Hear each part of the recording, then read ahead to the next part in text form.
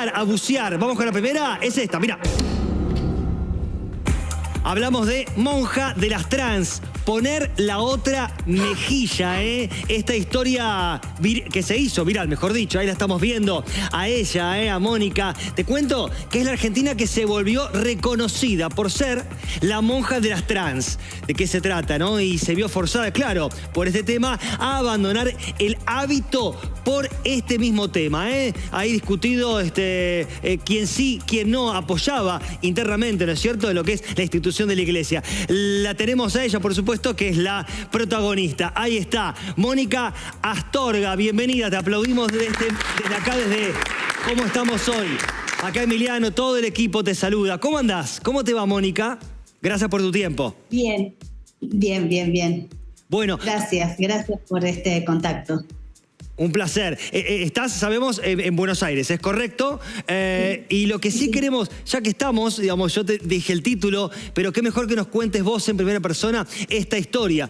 ¿Cómo es que comenzó esto, digamos, tu primer contacto, que fue con, espera, que si no recuerdo mal, con Romina, ¿es correcto? La primera persona trans que se acerca a vos o que conociste. Ahí empezó este camino, ¿no es cierto? Contanos vos. Sí, exacto. En julio del 2006, sí. Van a ser justo ahora 20 años, llegó Romina a una parroquia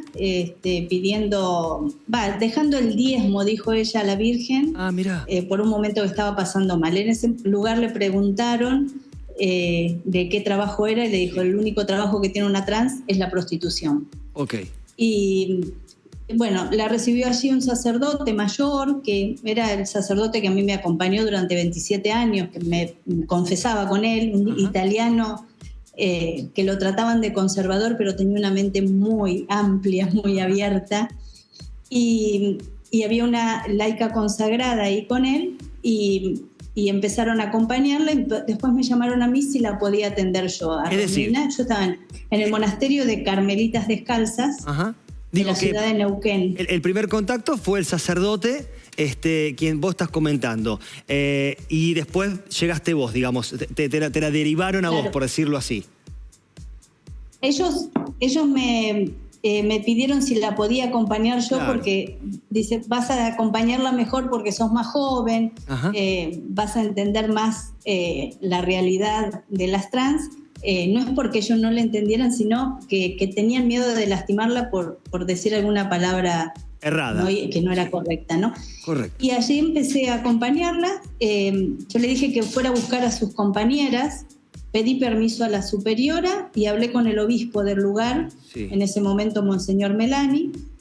Me dijeron que sí y las invité a ella que fuera a buscar a sus compañeras. Volvió con 4 a la semana y en ese momento las invité a que fuéramos a la capilla. Ella me dijo, a la capilla podemos entrar, somos trans.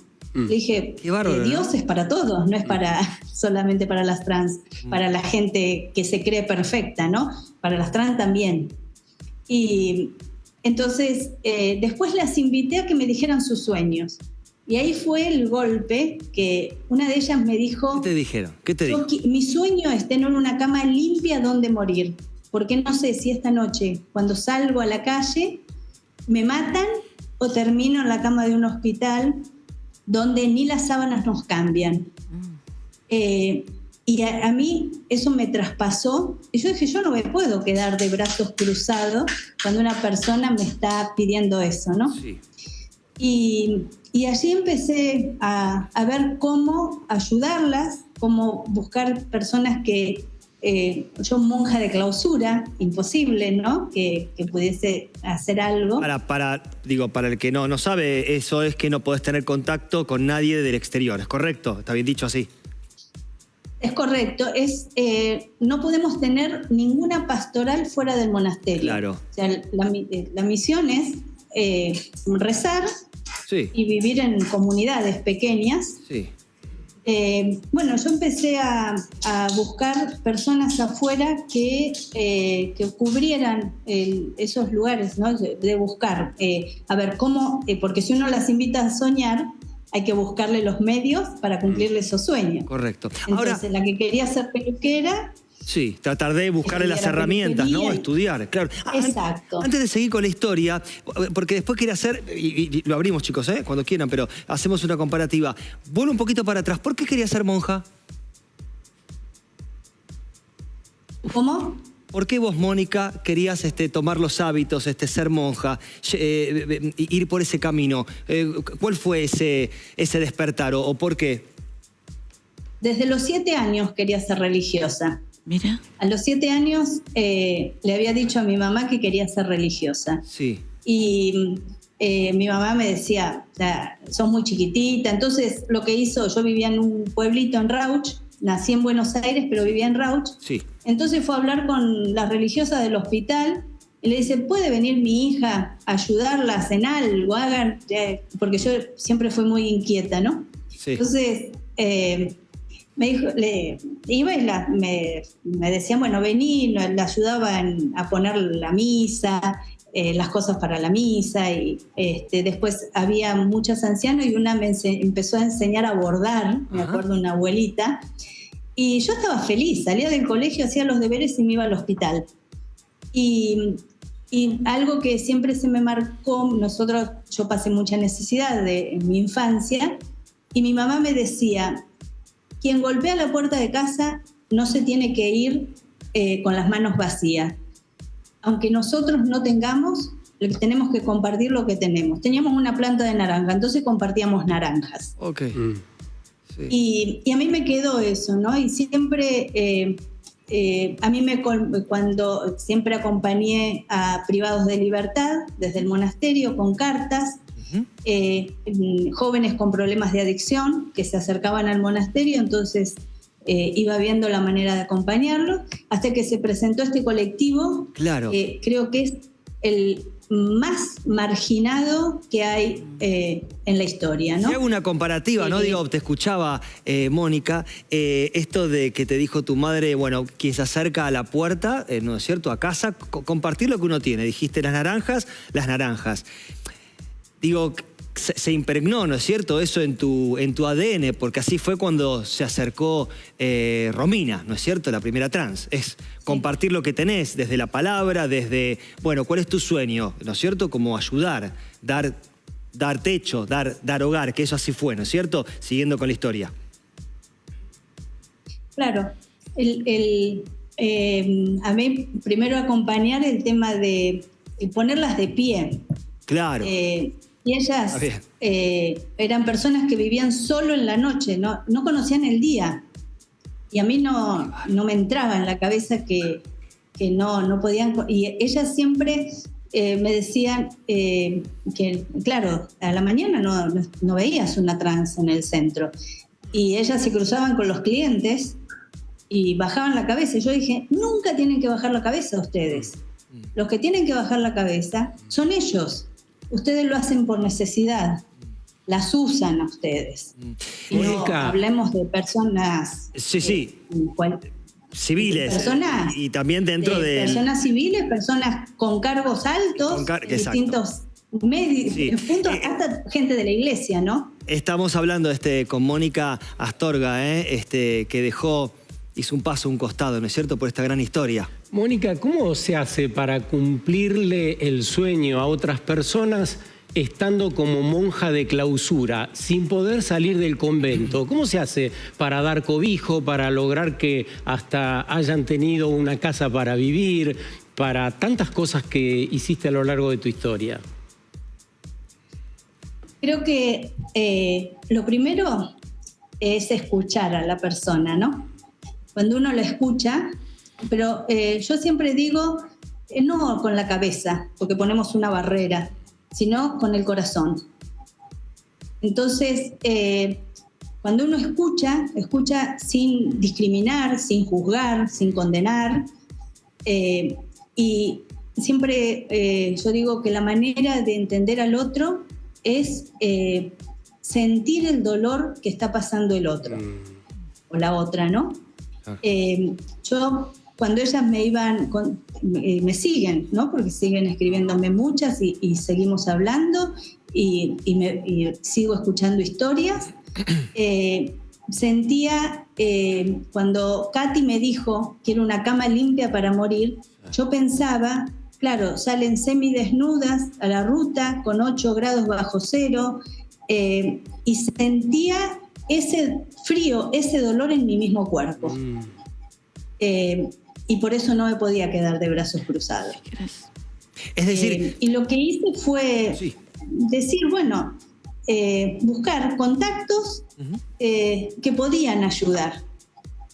Y después otros afuera se encargaban de usar esos medios, ¿no? Yo nunca dejé de vivir la vida del monasterio, de cumplir todos los horarios, de trabajar en el monasterio. Después de las 10 de la noche, que era la última oración en el monasterio, ahí contestaba los mails, contestaba los mensajes y seguía hasta las 12 de la noche. Pensaba, Mónica, ahí voy, Lola, digo, pero pensaba esto que decías de... Yo sentí el sufrimiento, ¿no es cierto? Digo, que desde cuando te transmitió lo de la cama, y seguramente muchos sufrimientos más de todas las historias de este colectivo. No todos están preparados para compartir ese sufrimiento, para sentirlo y para acompañar al otro, ¿no es cierto? No te escuché la última parte. No todos, no escucho bien. No todos, siento, es una pregunta, pero en base a lo que decís, digo, no todos están preparados, como en tu caso fue en su momento, hoy por hoy también, para sentir y compartir lo que le pasa al otro, en este caso a este colectivo o a quien sea. Digo, no todos están listos para sufrir con el otro o sentir el sufrimiento del otro y acompañar y no abandonar. No todos. Y a mí mucha gente me dice, ¿qué puedo hacer por las trans? ¿Cómo puedo acompañarlas? Claro. Y la verdad que si vos no lo vas, si es un acompañamiento, bueno, por caridad, y pones una pared adelante, no me involucro. Acá es involucrarse. Lo que yo hice fue, sabiendo lo que me estaba jugando íntegra, ¿no? Y que no me arrepiento para nada. Si volviera a nacer, vuelvo a hacer lo mismo, ¿no? Sí. Y es que si vos ya hay prejuicios y todo, si no lo haces desde el amor, no lo podés hacer. Sí, no puedo dejar de preguntarte, no puedo dejar de preguntarte, dejar pasar lo que dijiste recién. ¿Por qué sabías que te la estabas jugando? Y porque imagínate que yo empecé... antes que estuviese la ley del matrimonio igualitario, la ley de identidad de género, y sabiendo que la Iglesia se oponía totalmente a la homosexualidad, a atacar a este colectivo, claro. Y más el tema de las trans, ¿no? Y no te quiero ni decir cuando empecé en el 2016 a luchar por la infancia trans. Sí. ¿Y quiénes sí apoyaban? ¿Quiénes sí apoyaban a Mónica? ¿Quiénes sí sentías que, bien, Mónica, te apoyo, vamos para adelante con el colectivo, yendo a esta historia? El cardenal Bergoglio, aunque él se arrepintió, porque él dijo cosas muy fuertes, pero se arrepintió. Y en el 2009, que estuvo en Neuquén, y le habían hecho todo un problema al obispo que a mí me apoyó mucho, sí. Que también no era por esto, pero era por otras cosas, siempre juzgando, ¿no? Sí. Y él me dijo, no abandones este trabajo de frontera que te puso el Señor, seguí adelante, lo que necesites contá conmigo. Cuando lo nombraron papa, yo le escribí y él me puso, nombró en masculino a las trans. Entonces yo inmediatamente le volví a escribir y le dije, las chicas, mis chicas. Mirá. Y entonces él me respondió y me dijo, dale saludo a tus chicas. Y desde ahí él nunca más me dejó de escribir una carta nombrándolas en masculino. Y hace poquito, en septiembre, sí. Estuve en Arequipa, sí. El obispo de ese lugar me dijo que había estado con él. Perú es muy conservador. Y y el Papa le había dicho, habla con Mónica, porque hay un grupo de trans que yo vengo acompañando, y entonces él le dijo, el Papa Francisco le dijo, yo me convertí. Le dijo, yo me convertí, ok. Yo me convertí. Y fue en ese momento, ¿no? Cuando él dijo, cambió el chip y dijo, empezó a tratarlas en femenino.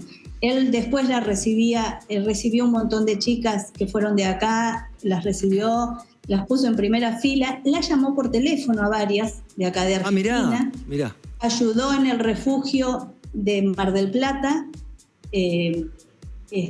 ayudó mucho económicamente y estuvo muy presente. Por eso para mí, yo le escribí hasta la semana anterior a morirse, sí. y yo me quedé huérfana, sinceramente. Qué gran historia estamos. Qué tremendo.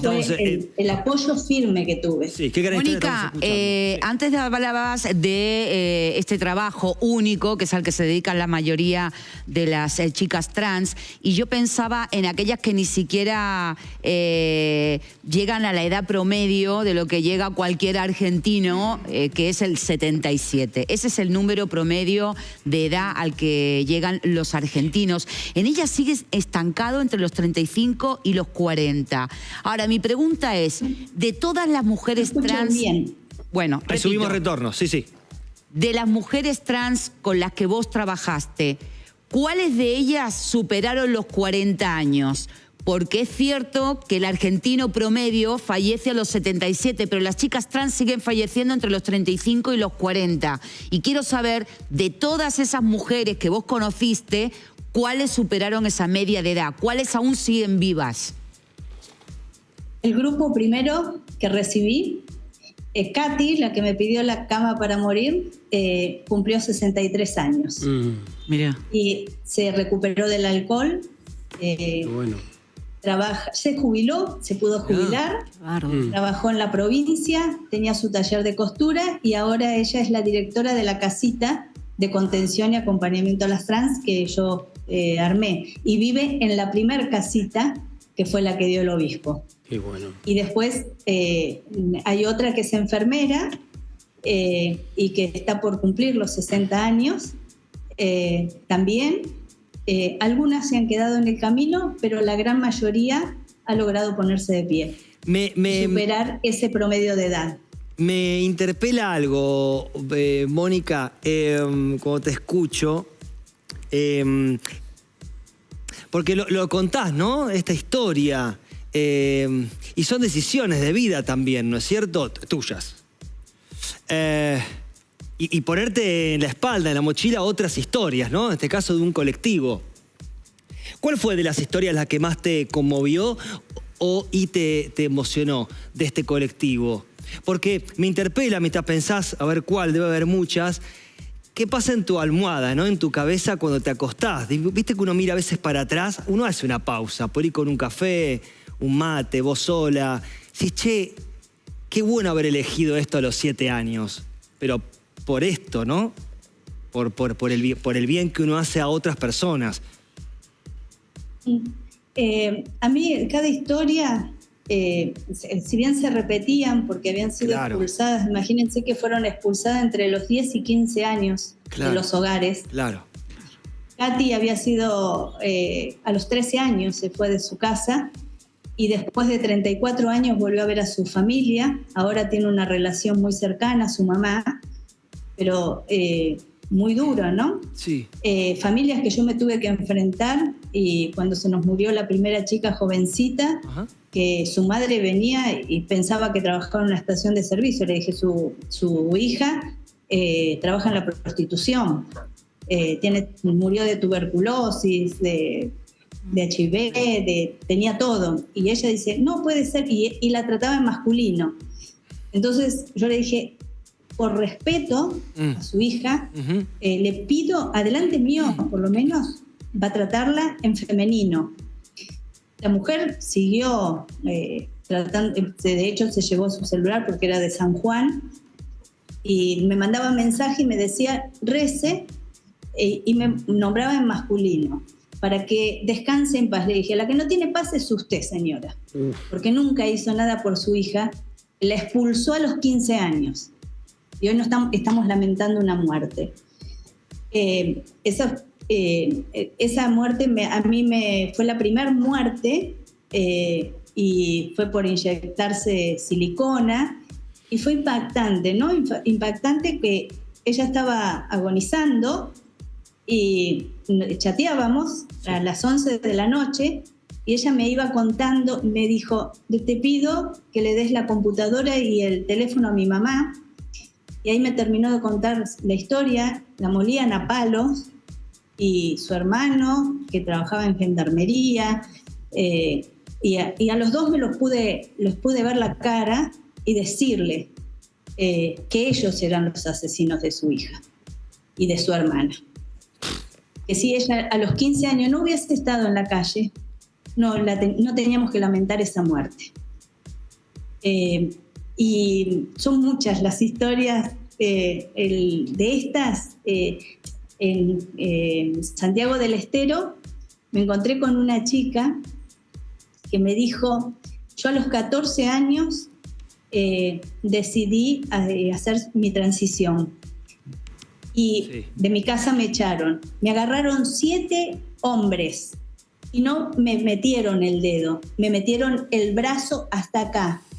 Estuve años sin poder acostarme, sin poder caminar, sin poder hacer nada. Y después me vienen a decir, cuando a mí me vienen a cuestionar que acompaño trans, que son hombres vestidos de mujer, lo que sufre una persona trans, solamente quien la escucha con el corazón puede entender. Mónica, te corto un poquito que Mónica Salvador te quiere preguntar. Sí, bueno, tremendo el testimonio. Primero quería decirte mi admiración por tu valentía y por seguir con un mensaje que traías de mirar al otro sin importar qué le pasa o quién es. A mí la profesión como abogada de niñez y adolescencia me llevó a trabajar con la Fundación MUNAI y otras fundaciones que trabajan con niños y niñas trans y aprender un montón sobre el tema, con padres que les interesa aprender. Porque vos hablaste de conservadores con mente abierta y esto es un privilegio, porque en una sociedad que vivimos en blanco y negro, si sos conservador no podés tener mente abierta y si tenés mente abierta no podés ser conservador y esto no es así. Vos hoy estás dando una clase magistral y el primer tema por lo cual tienen tan poca calidad de vida, porque la primera institución de amor que reciben es en la casa y a los padres les cuesta mucho cuando a partir de los 2 o 3 años empiezan a manifestar, para mí también fue un aprendizaje, con total naturalidad, que se sienten otra persona de las que están criando y no coincide con la sexualidad. Entonces, el primer rechazo aparece de los padres. Si esos padres se prepararan desde que los niños o niñas se autoperciben y acompañan esa educación, crecerían, porque tuvimos un caso que acompañaron los papás, acompañó la escuela y acompañó la institución judicial. Pero en realidad ocurre todo lo contrario. La primera expulsión es la institución familiar, la segunda es la institución escolar, la tercera es la policial y la judicial, que a veces ya están judicializados y los siguen llamando. A mí me tocó hacer cambios de nombre y siguen llamando por la sexualidad de la cual no se autoperciben. Entonces, yo valoro tu trabajo, tu amorosidad y comprender que esto viene desde la niñez. Si aprendemos todos a respetar la escucha y el sentimiento, me parece que se podrían prevenir muchas muertes porque esos promedios de vida se prolongan a una naturalidad de vivir como cada uno siente que es. Así que te felicito y te admiro, Mónica. Gracias. Gracias. Voy con Marina. Sí, es que... Sí, querías contestar... No, perdón. ¿Querías contestar esto que te dijo Mónica? No. Ok, vamos con Marina. Tal cual como lo dijo. Sí, Mónica, sí. Mónica, qué agallas que tenés y cómo tu vocación, y esto es importante para cualquier vocación, pensaba, ha podido atravesar absolutamente todo, porque tu vocación es la misma que cuando tenías 7 o 10 años y hasta tuviste que irte de un sistema para justamente seguir desarrollando tu vocación. Hablaste de cómo transformar transformaste la vida de estas mujeres, que es increíble, ¿no? Cómo fuiste parte de ese cambio, esa transformación. Me gustaría saber cómo ellas te transformaron a vos. Para mí son el sostén de estos. Llevo 3 años, va a ser 3 años que estoy en Buenos Aires y me tuve que... Primero que estaba en una depresión muy grande, ¿no? Porque fue muy grande todo lo que viví. Y después reinventarme, comenzar, imagínense 40 años en el monasterio, empezar de cero y las que están... cada mañana recibo de Katy una fotito que ella me manda, hay una imagen de la Virgen en la casita, y ella todos los días, desde que salí de Neuquén, le prende una velita y me manda la foto. Entonces, ella sabe que estoy bien, ¿no? Sí. Y... le agarro el ataque. Ella sabe que estoy bien, entonces se queda tranquila que bueno, que estoy viva, digamos. Claro. Y después, todo lo que logré, todo lo que empecé a trabajar y todo, esperen que se me ladra. Calmalo un poquito. Agarralo, tenelo upa, no nos molesta, nos encantan los perros en cámara, tenelo upa. Si se puede. No sé qué tamaño tiene el perro. Aman los animales, qué lindo también eso, ¿no? A ver, qué linda que es ella, ¿no? Sí. Hermosa. Vamos hablando Sí, qué con Mónica. cara de amor, ¿no? Sí, que... No, es que me tocaron Ahí está. el portero. Ah, claro. Se alborotó. Y bueno, ellas fueron las que me ayudaron con los cursos, con todas las capacitaciones y armar atención de podología, Sí. pero aparte estudié peluquería masculina y barbería para poder atender a los chicos en situación de calle y atiendo los casos más severos, los que nadie quiere atender. Mónica, para cerrar, porque ya el Zoom nos dura, tenemos poquito tiempo, pero un poco... Lo dijiste implícitamente, pero para cerrar y como conclusión, ¿cuándo fue que decidiste y por qué esa noche, ese día de dejar la iglesia? De dar un paso a un costado. Porque fueron, primero fue una jugada me traicionaron. Ajá. Primero el obispo de Neuquén no quería el acompañamiento a las trans y se unió a 3 hermanas que vivían conmigo, una hacía 30 años que vivía conmigo, y una novicia y otra más, de 20 años también que vivía conmigo, se unieron porque ellas me querían sacar. Entonces la mejor excusa era, porque sabían que el obispo no quería a las trans, era utilizar eso. Sí. Y todo lo armaron a mis espaldas, desde julio de 2020 a diciembre. Y en enero me terminan de confirmar que no me querían ahí. Sí. ¿Y cuál fue tu...? Y que el problema eran las trans, me dijo el obispo. Claro, ¿y cuál fue tu respuesta, tu speech, tu mensaje o nada? Hiciste silencio y tú pasó un costado, no sé. Lo que pasa es que en ese momento le dije, no... a ver, voy a otra comunidad, yo quiero que la comunidad siga adelante. Claro. Entonces me fui a la comunidad de Córdoba. Ojo, claro. Y a los 2 años en Córdoba volví a pasar lo mismo. Entonces ahí dije, yo la fe no la quiero perder, porque mi fe, creo en Jesús, creo en la Virgen, creo en los santos, Sí. y no está centrada en un cura, en un papa, No, está en vos, ¿no? ¿no? En tu En lo persona. humano. Exacto, Sí. claro. Entonces dije, la fe no la quiero perder. Claro, Y acá no tengo ya lugar. sí. No tengo lugar. Sí. Entonces ahí dije, hasta acá llego. Sí. Porque habían sido muchos los comentarios muy dolorosos. Uno de los comentarios que una hermana me dijo, vos abriste un camino muy amplio en la iglesia y en el mundo, y es como, salvando las distancias, me dijo, es como Juan Bautista, ¿viste? Dice que señaló al Señor y le cortaron la cabeza. Bueno, a vos ya se te cortó la cabeza, Mónica. Y dije, listo, ya está, hasta acá llego. Claro. Mónica, tu vida hoy, ¿cómo es? Resumido en el día, ¿cómo es tu vida hoy por hoy? ¿Cómo? ¿Cómo es tu día hoy por hoy? Tu día a día, hoy, ¿cómo es? Sí, estoy atiendo acá en casa, que por eso me tocaron el timbre. Correcto. Y después trabajo en 2 lugares más que me llamaron y lo bueno es que lo armé como una pastoral. La pastoral de los pies le llamo yo. Bien. Porque atiendo mucha gente jubilada que tiene de bajos recursos, cobrándole muy poquitito y que cuiden sus pies.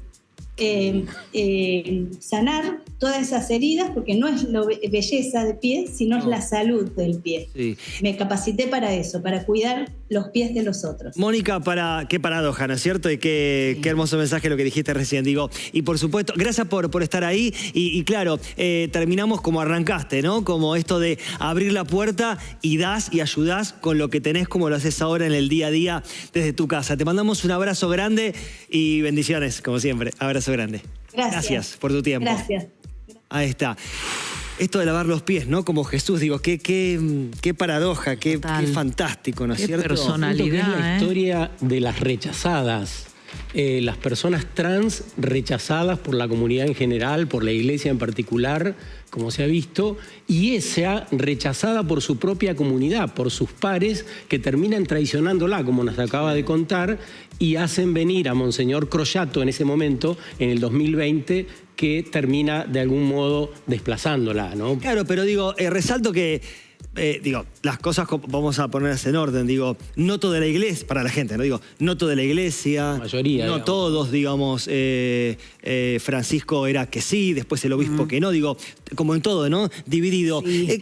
¿Qué te pareció? Me parece una historia fuertísima y digo, la cabeza de ella, o sea, me ponía a pensar, esta mujer, la capacidad para ir por encima incluso de aquello para lo cual se formó, de ir en contra del propio sistema, digo, qué cabeza amplia para poder cuestionar su propio sistema, y pensaba en todos nosotros, en cualquiera de nosotros, en cualquier ámbito que nos movamos, incluso puede ser hasta en el familiar, en el social, en el trabajo, qué importante a veces es poder ver más allá de eso mismo a donde pertenecemos, porque es una forma de abrir caminos también. Creo que ella pudo vencer eso, irse, aceptar, y se paga un precio alto. Pero digo, también está la grandeza, en este caso de Mónica, y el ejemplo, que pudo seguir, y me llama la atención que ella termina haciendo el cuidado, vamos a decir, de la salud de los pies, que fue lo primero con lo que soñaron las chicas trans, poder tener una actividad que les permitiera vivir, como ser manicuría, pedicuría, peluquería, que era una de las chicas que había dicho, digo, las vueltas, ¿no?, de la vida, y que hoy son una de las chicas la que la llama a Mónica para ver cómo está y se preocupa por ella. Todo vuelve, todo es un círculo. Ahí está. Me parece un lindo cierre hasta ahí. Yo quiero